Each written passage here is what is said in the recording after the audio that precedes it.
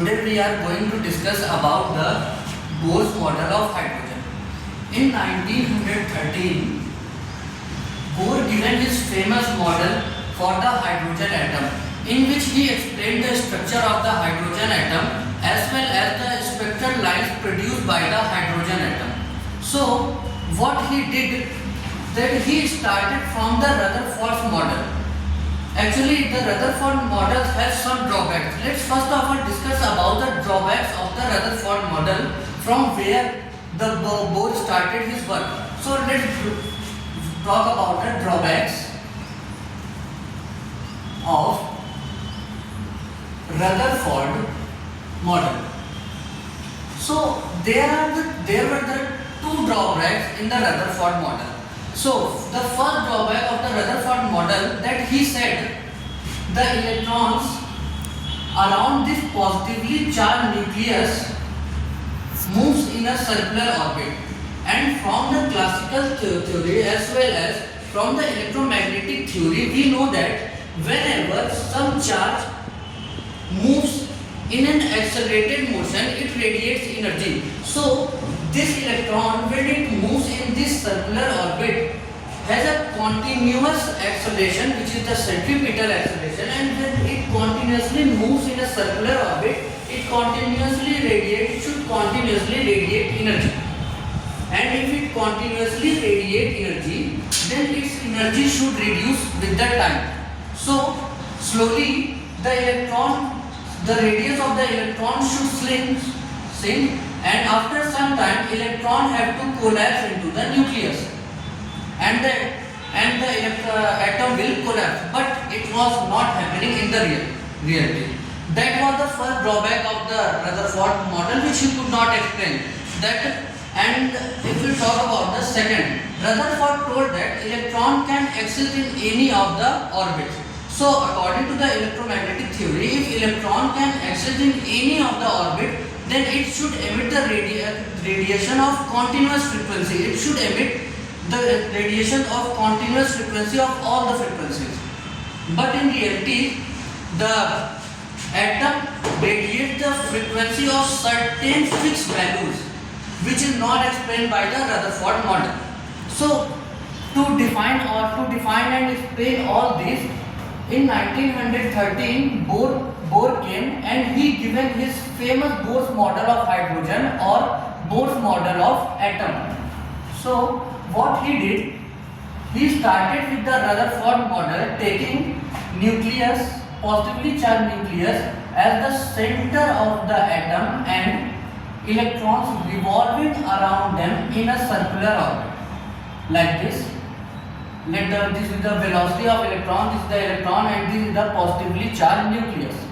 So what he did, he combined the quantum idea of Planck and Einstein with the classical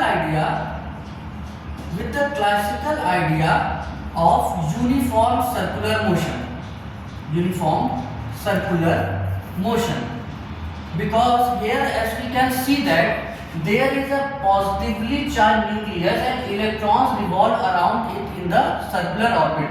So he combined the Planck's and Einstein's idea with the classical mechanical idea of uniform circular motion, and given his new quantum theory,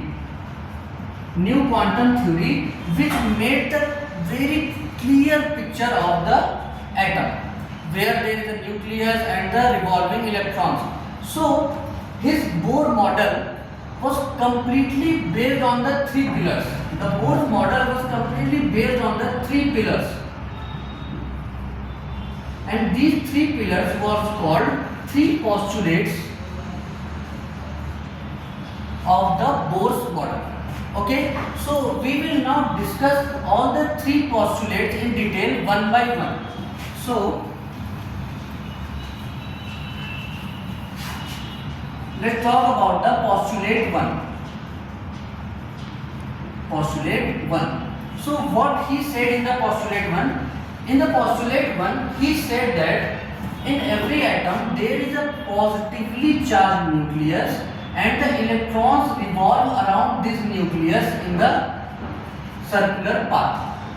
Let this be the electron, this be the nucleus of the atom, its charge be Z into E, the electron of charge is E, let the velocity of electron be V and the radius is R.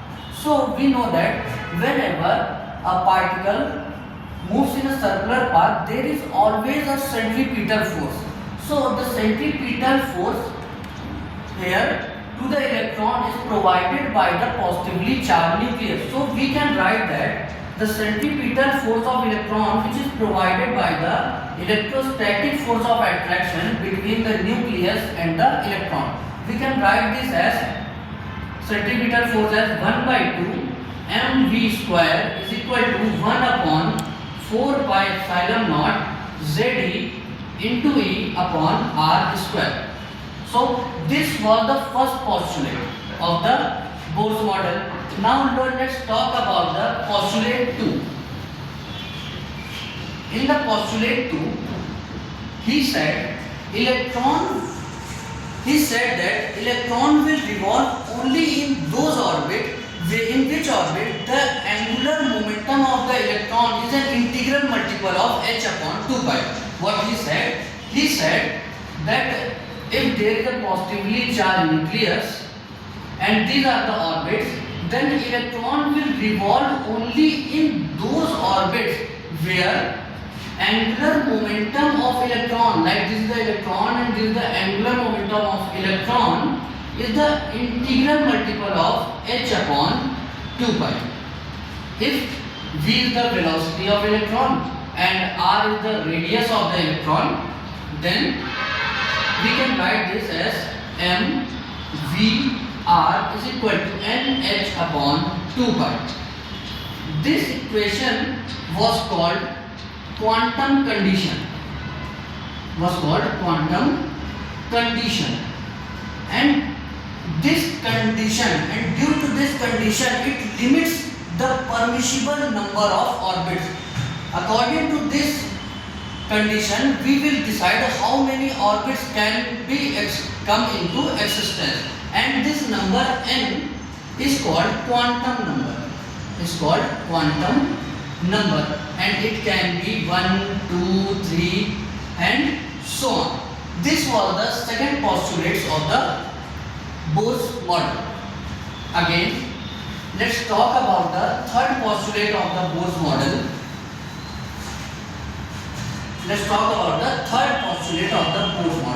In the third postulate, Bohrs said that the electrons in the higher orbit will always have higher energy than the electrons in the lower orbit. For example, if this is the nucleus and let these be the two orbits. This is the orbit 1 and this is the orbit 2. Then if some electron is here, its energy will be E1, and the electron here, its energy will be E2. Then the electron in the lower orbit will always have less energy than the electron in the higher orbit. Then it means E2 will always be greater than E1. And if anyhow some electrons jump from higher orbit to the lower orbit, then it will radiate energy through a photon of frequency f or wavelength lambda. That's why there is a spectral emission from the hydrogen atoms. Okay, so these are the three postulates of the Bohrs model. So the Bohrs model helps to explain various other things like the hydrogen spectrum, and the Bohrs model was also used to find the radius, velocity as well as the energy of the various orbits. For example, we can calculate the radius of the various orbits. Okay, so let's calculate the radius of nth orbit in hydrogen atom. Actually, this model work also on the other hydrogen-like atoms, like for the helium plus ions, like for the lithium 2 plus ions, or the beryllium 2 plus ions. And now let's calculate the radius of the nth orbit of hydrogen atom. So let's start with the very basic figure. This is the nucleus having charge Ze, and this is with the electron which is revolving in the circular orbit. Let its radius be Rn and its velocity be Vn. We know that it is moving in a circular path, so it must have a centripetal force which will be provided by the Coulomb's law of electrostatic attraction. So we can write that the centripetal force Fc is equal to the electrostatic force of attraction. So we can write mvn square upon Rn is equal to 1 upon 4 pi epsilon naught Ze into E upon Rn square. So from here we can cut this and rewrite it mvn square is equal to 1 upon 4 pi epsilon naught Ze square upon Rn. Let it be the equation first. Now from the postulate 2 we know that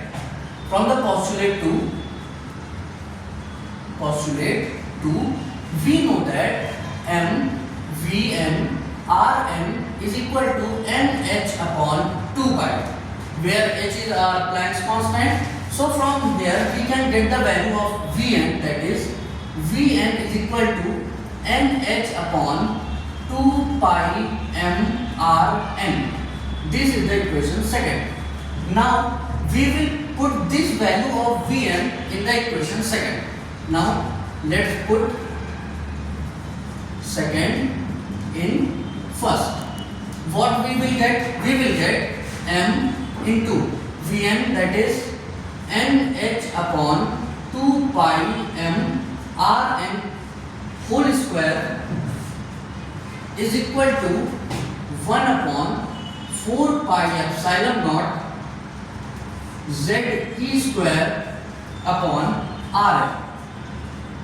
Now expanding it, m into n square h square upon 4 pi square m square Rn square is equal to 1 upon 4 pi epsilon naught Ze square upon Rn. Now we can cancel out some values like 4 with 4, this pi with the power, and we can also cancel this Rn with this power. We can cancel this m with this power, and we can write n square h square upon pi m Rn is equal to Ze square upon epsilon naught. So from here we can get the value of Rn, where Rn will become is equal to, we can send Rn here and rest of the things here, n square h square epsilon naught upon pi m Z E square. That is the value of Rn. Now we know there are so many constants like this pi, whose value is 3.14, like this m, which is the mass of electron, which is 9.1 into 10 to the power minus 31, this E, whose value is 1.6 into 10 to the power minus 19, and this h, which is the Planck's constant, value is 6.6 into 10 to the power minus 34, and this epsilon naught, that is 8.85 into 10 to the power minus 12. Putting all the values, we will get the value of Rn to be 0.53 into n square by Z Armstrong. So this will be the radius of nth orbit of a hydrogen or hydrogen-like atom. Just putting the values of various orbits, we can get the radius easily. For example, for hydrogen, we know Z is equal to 1. So Rn will become 0.53 n square Armstrong. Putting this, so now we know that if we put the value of n n is equal to 1, we will get at 0.53. If we put the value of 2, the of n2, for example, this is the positively charged nucleus, this is the first orbit, n equal 1, this is the second orbit, that is n equal 2, and we will just by putting the values of n, we can get the radius of all the different orbits of the hydrogen atom. So that's for today. Okay, thank you.